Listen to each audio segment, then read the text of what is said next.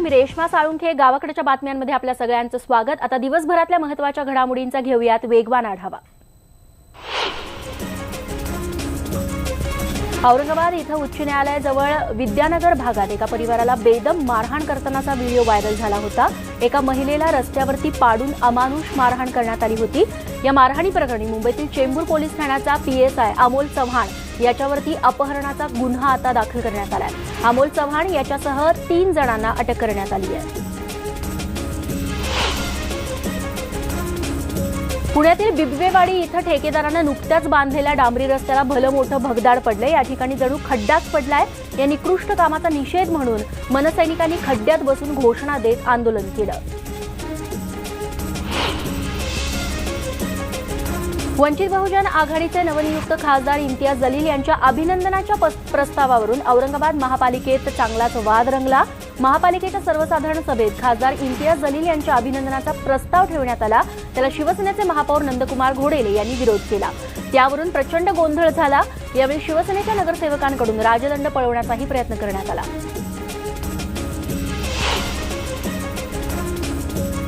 गोव्यातील काप दी रामा किल्ल्याजवळ समुद्रात वाहून गेलेल्या जवानाला कोस्टगार्डनं सुरक्षितपणे बाहेर काढलंय. कोस्टगार्डच्या हेलिकॉप्टरनं जवानाला जीवदान दिलंय. अथक प्रयत्न करत केलेल्या बचाव कार्यामुळे जवानाला सुरक्षितपणे बाहेर काढण्यात यश आलंय.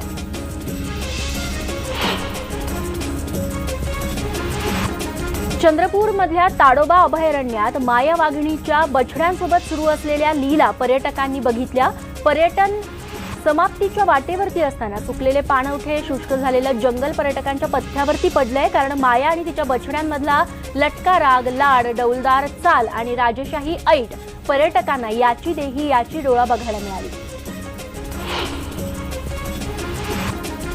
दुसरीकडे चंद्रपुरात ताडोबा अभयारण्याच्या बफर झोनमधली लारा वाघीण आपल्या पिलांसोबत पाण्यात खेळत असल्याचा आणखी एक व्हिडिओ समोर आलाय. नैसर्गिक पाणवठे कोरडे पडल्यामुळे कृत्रिम टाक्यांवरती मस्ती करताना ही पिल्लं दिसतायत. तापमानामुळे वाघ यावर्षी मोठ्या प्रमाणात पाणवठ्यावरती वारंवार येताना दिसतायत आणि वेगवेगळ्या करामती करताना देखील बघायला मिळत आहे.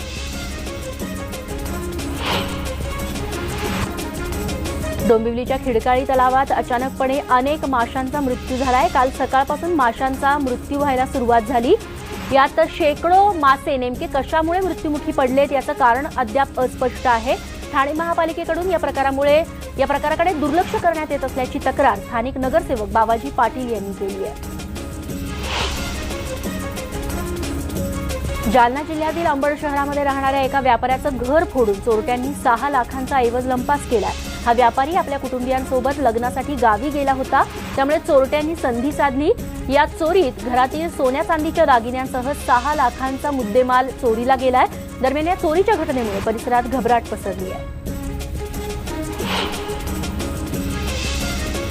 नाशिकच्या सटाणा तालुक्यातील ग्रामीण भागात अज्ञात चोरट्यांच्या टोळीनं धुमाकूळ घातलाय. या चोरट्यांनी एका रात्रीत वेगवेगळ्या ठिकाणी घरात चोरी करून रोख रकमेसह दागिने लुटलेले आहेत. या घटनेमुळे ग्रामस्थांमध्ये भीतीचं वातावरण आहे. पोलिसांनी चोरट्यांचा बंदोबस्त करण्यासाठी आता व्यवस्था केली आहे. मुक्ताईनगर तालुक्यातील कुर्हा काकुडा परिसरामध्ये मोठ्या प्रमाणात चोरट्यांनी धुमाकूळ घातला. मात्र पोलीस प्रशासन याकडे दुर्लक्ष करत असल्याचं चित्र पाहायला मिळतंय. वडोदा मनक्षेत्र कार्यालयासमोर असणाऱ्या एका दुकानावरती चोरट्यांनी डल्ला मारलाय. रात्री 2 वाजण्याच्या सुमारास चोरट्यांनी हे दुकान फोडलं आणि त्यातून हजारोंचा मुद्देमाल लंपास केला. भर चौकात झालेल्या या चोरीमुळे परिसरात सध्या भीतीचं वातावरण आहे. वायू चक्रीवादळानं दिशा बदलून आता गुजरातच्या दक्षिण समुद्र किनाऱ्याला समांतर अंतरानं प्रवास सुरू ठेवलाय. त्यामुळे वायू चक्रीवादळाचा केंद्रबिंदू थेट समुद्र किनाऱ्याला धडकणार नाहीये. वेराजवळ समुद्र किनाऱ्याजवळ 80 किलोमीटर अंतरावरून हे चक्रीवादळ आता पश्चिम दिशेला वळलेलं आहे. त्यामुळे गुजरातच्या समुद्र किनाऱ्यावरती ताशी 150 किलोमीटर वेगानं सध्या वारे वाहत आहेत.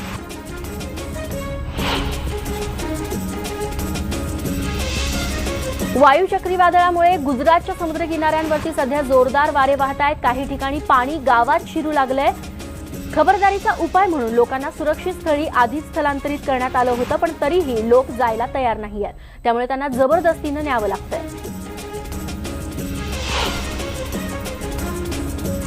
धुळ्याचे भाजपचे खासदार डॉक्टर सुभाष भामरे हे जिल्ह्यात वादळी वाऱ्यामुळे झालेल्या नुकसानीचा मोबदला पीडितांना मिळावा यासाठी शिष्टमंडळ घेऊन जिल्हाधिकारी कार्यालयात गेले होते. मात्र यावेळी त्यांच्या सोबत असलेल्या भाजप नगरसेवकांनी जिल्हाधिकारी कार्यालयाच्या प्रवेशद्वारावरच एकमेकांना शिवीगाळ केली आणि आपल्या संस्कृतीचं दर्शन घडवलं. गाडीत बसण्यावरून महापालिकेचे स्थायी समिती सभापती युवराज पाटील आणि भाजपचे नगरसेवक संजय पाटील यांच्यात वादावादी झाली. गेल्या पावसाळ्यात सरासरी एवढाही पाऊस न झाल्यानं यंदा हातनूरची स्थिती अत्यंत बिकट झाली आहे. धरणातील जिवंत पाणीसाठा संपला असून सध्या केवळ मृत पाणीसाठा शिल्लक आहे. त्यातही गेल्या आठवड्यापासून वाढलेल्या तापमानामुळे या मृत साठ्याचं बाष्पीभवन वाढलंय. धरणात सध्या जेमतेम 8 ते 10 दलघनमीटर इतका पाणीसाठा शिल्लक आहे. तिकडे नांदेड शहरात देखील भीषण पाणी टंचाई निर्माण झाली आहे. 8 वर्षांनंतर पहिल्यांदाच शहराला टँकरनं पाणी पुरवठा करण्याची वेळ आली आहे. शहराला पाणी पुरवठा करणाऱ्या विष्णुपुरी धरणानं तळ गाठलाय. सध्या या धरणात मृत पाणीसाठा फक्त शिल्लक आहे, तर मोटार लावून नागरिकांना पाणी उपसण्याची वेळ आली आहे. पाणी टंचाईमुळे 5 दिवसाआड इथं पाणी पुरवठा केला जातोय. पालिकेनं हा निर्णय घेतलाय. जळगाव जिल्ह्यात मान्सूनपूर्व पावसानं गेल्या आठवड्याभरापासून थैमान माजवलंय. जिल्ह्यातील यावल, रावेर, जामनेर, चाळीसगावसह भडगाव तालुक्यात देखील केळी पिकांचं नुकसान झालंय. केळी पिकं भुईसपाट झाली आहेत. दरम्यान यामुळे पालकमंत्री गिरीश महाजन यांनी देखील जिल्ह्याला भेट दिली आणि नुकसानग्रस्त शेतकऱ्यांच्या भेटी घेतल्या. आपण शेतकऱ्यांच्या पाठीशी खंबीरपणे उभे आहोत असं आश्वासन देखील महाजन यांनी दिलंय.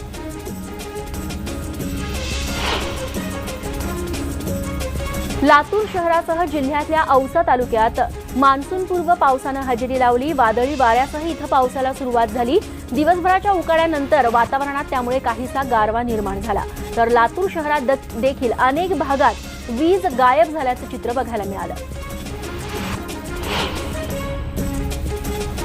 तिकडे भुसावळमध्ये रस्त्याला लागून असलेल्या एका गॅरेजला मध्यरात्री अचानक मोठी आग लागली. यात लाखो रुपयांच्या 3 चारचाकी जळून खाक झाल्यात.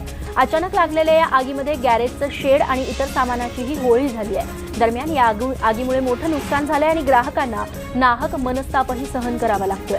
या घटनेचा पंचनामा करण्यासाठी केला जात असून आता या आगीबाबत तक्रार देण्यात आली आहे. भंडाऱ्याच्या मोहाडी ग्रामीण रुग्णालयात रुग्णांचं चुकीचं ब्लड रिपोर्ट येत असल्याची बाब उघडकीस आली आहे. तर चुकीच्या रिपोर्टमुळे एखाद्याचा जीवही जाऊ शकतो अशी परिस्थिती निर्माण झाली आहे. याबाबत मोहाडी डॉक्टरांनी मीटिंग घेतली असून संपूर्ण जिल्ह्यातल्या महालॅबमधूनच चुकीचे ब्लड रिपोर्ट येत असल्याची धक्कादायक माहिती यामुळे समोर आली आहे. त्यामुळे ब्लड रिपोर्टच्या बाबत इतकी उदासीनता का दाखवली जाते असा सवालही सर्वसामान्यांकडून विचारला जातोय. सोनपेठ तालुक्यासाठी मागील अनेक वर्षांपासून असलेली ग्रामीण रुग्णालय उभारण्याची मागणी पूर्ण झाल्यानंतर दवाखान्यातील पदांची भरती न झाल्यानं उद्घाटनाच्या ती प्रतीक्षेत आहेत. सोनपेठ तालुक्यातील ग्रामीण रुग्णालय उभारावं अशी तालुक्यातील जनतेची मागणी होती. त्यानुसार ते रुग्णालय उभं देखील राहिलं. इमारत पूर्णही झाली आहे, पण दवाखान्यात असलेली पदं न भरल्यामुळे मागच्या 6 महिन्यांपासून दवाखाना उद्घाटनाच्या प्रतीक्षेत आहे. त्यामुळे नागरिकांना सोयी सुविधा देखील उपलब्ध होत नाहीये. औरंगाबाद शहरातून तब्बल 21 वर्षांच्या प्रतीक्षेनंतर पुन्हा उदयपूरसाठी विमानसेवा सुरू होण्याची आशा निर्माण झाली आहे. दिवाळीपूर्वी औरंगाबाद, मुंबई, उदयपूर सेवा सुरू होणार असल्याचं एअर इंडियातर्फे सांगण्यात आलंय.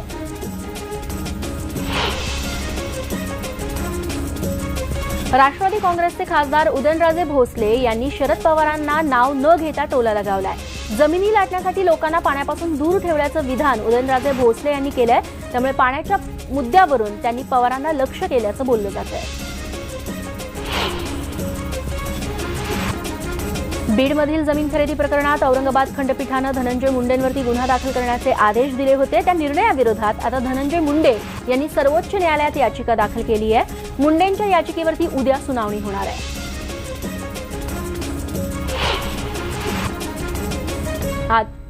आदित्य ठाकरे यांनी आज मातोश्री इथं पत्रकार परिषद घेतली. यामध्ये त्यांनी 10वीच्या विद्यार्थ्यांच्या तोंडी परीक्षेच्या गुणांबाबत निर्माण झालेल्या प्रश्नावर मुख्यमंत्री देवेंद्र फडणवीस यांच्याशी चर्चा केल्याचं सांगितलं.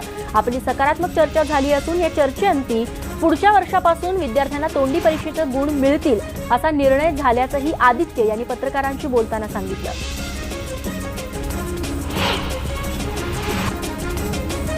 आदित्य ठाकरेंचा आज 29वा वाढदिवस आहे। या वाढदिवसानिमित्त मातोश्रीवरती केक कापून वाढदिवस साजरा करण्यात आला। आदित्य ठाकरे यांनी याबद्दल सगळ्यांचे आभार मानले।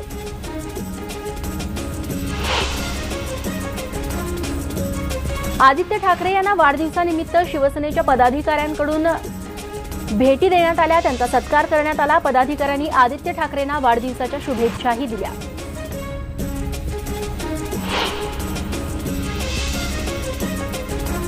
भाजपच्या प्रदेशाध्यक्ष पदाबद्दल बोलत असताना पक्षश्रेष्ठी जी जबाबदारी देतील ती पार पाडण्यासाठी माझी तयारी आहे, असं उत्तर चंद्रकांत पाटील यांनी केलेलं आहे। आज कोल्हापुरात ते पत्रकारांशी बोलत होते। प्रदेशाध्यक्षपदाची माळ दादांच्या गळ्यात पडणार अशी जोरदार चर्चा सुरू आहे, त्यामुळे दादांनी केलेले हे वक्तव्य खूप महत्त्वाचं आहे।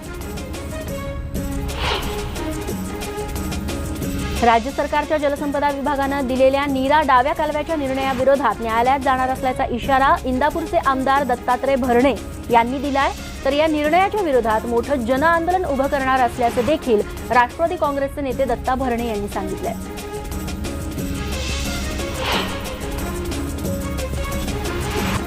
सिकंदराबादवरून निजामुद्दीनला जात असलेल्या राजधानी एक्सप्रेसला नरखेड दारीमेटा दरम्यान अचानक आग लागली। वेळीच आगीवरती नियंत्रण मिळवण्यानं पुढचा अनर्थ टळला। आगीवरती नियंत्रण मिळवल्यानंतर ही गाडी पुढच्या प्रवासासाठी रवाना झाली। भिवंडी तालुक्यातील पडघाण नजीक खालिंग बुद्रुक गावामध्ये एका घराच्या पायरीवर पहाटे बॉम्ब सदृश्य वस्तू आढळली, त्यामुळे एकच घबराट पसरली। बॉम्बशोधक पथकानं तातडीनं धाव घेत ती वस्तू बॅटरी सोर्स असल्याचं स्पष्ट केलं। त्यानंतर ग्रामस्थांसह पोलिसांनी सुटकेचा निश्वास सोडला। मराठा विद्यार्थ्यांच्या पदव्युत्तर वैद्यकीय प्रवेश प्रक्रियेसंदर्भातील राज्य सरकारच्या अध्यादेशाविरोधातील याचिका मुंबई उच्च न्यायालयाच्या नागपूर खंडपीठानं आज फेटाळली आहे। सर्वोच्च न्यायालयाच्या निर्देशानुसार कुठल्याही न्यायालयानं निर्णय देऊ नये असे निर्देश नागपूर खंडपीठानं ही याचिका फेटाळताना दिले। प्रवेश प्रक्रियेत आधीच उशीर झाल्याचं देखील यावेळी नमूद करण्यात आलं, त्यामुळे वैद्यकीय पदव्युत्तर अभ्यासक्रम प्रवेश संदर्भातील राज्य सरकारचा अध्यादेश तात्पुरता कायम राहणार आहे। वाशिममध्ये एका महिलेचा मृत्यू झालाय। दीपाली काळे असं या महिलेचं नाव आहे। दीपालीची हत्या करून तिचा मृतदेह जाळल्याचा आरोप दीपालीच्या कुटुंबियांनी केलाय। दोषींवरती गुन्हा दाखल केल्याखेरीज मृतदेह ताब्यात न घेण्याचा निर्णय देखील घेण्यात आलाय। अवघ्या 6 महिन्यात दीपालीच्या सासरच्या मंडळींनी तिला माहेरून पैसे आणण्यासाठी तगादा लावला होता, ते न दिल्यानं तिची हत्या केल्याचा आरोप करण्यात येतोय। राज्याची उपराजधानी नागपुरात गेल्या 3 दिवसात बलात्काराच्या 2 घटना घडल्यानं नागरिक संतापले। महाल परिसरातील 5 वर्षाच्या मुलीवरती शेजारीच राहणाऱ्या 13 वर्षाच्या मुलानं घरी खेळण्याच्या बहाण्यानं वारंवार बलात्कार केल्याची घटना घडली आहे। या प्रकरणात कोतवाली पोलिसांनी आरोपी मुलाला अटक केली असून त्याची रवानगी बाल सुधारगृहात करण्यात आली आहे।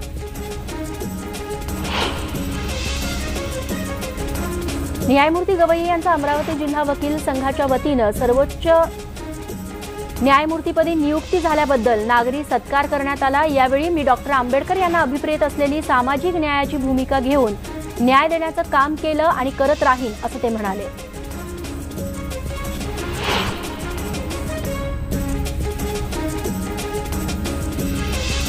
चोरीला झालेल्या गाडीच्या तपासात हलगर्जीपणा केल्यामुळे लहुरामा खंडागळे या व्यक्तीनं आज जिल्हाधिकारी कार्यालयात अंगावरती डिझेल ओतून घेत आत्मदहनाचा प्रयत्न केला। खंडागळे यांनी आपल्या मालकीची गाडी काही अज्ञात लोकांनी चोरून नेल्याची तक्रार आनंदनगर पोलिसात दिली होती, मात्र पोलिसांनी त्यांना मदत करायचं सोडून मानसिक त्रास दिल्याचा आरोप खंडागळे यांनी केला। त्यामुळे त्यांनी आज जिल्हाधिकारी कार्यालयासमोर आत्मदहनाचा प्रयत्न केला। अपुऱ्या कागदपत्रांमुळे चीनमधून दाभोळ इथं आलेल्या 8 बोटी अजूनही दाभोळ बंदरापासून सुमारे 10 नॉटिकल मैल अंतरावरती उभ्या आहेत। सूत्रांकडून मिळालेल्या माहितीनुसार या बोटी मासेमारीसाठी वापरल्या जातात। बोटीचं मेंटेनन्स करण्यासाठी एका एजंटच्या माध्यमातून दाभोळ इथं या बोटी आल्या होत्या। अद्यापही कागदपत्रांची पूर्तता न झाल्यामुळे या बोटी सध्या समुद्रातच उभ्या आहेत। आणि यासोबत बुलेटिनमध्ये आता वेळ झाली आहे इथेच थांबण्याची। ताज्या घडामोडींसाठी बघत रहा न्यूज 18 लोकमत।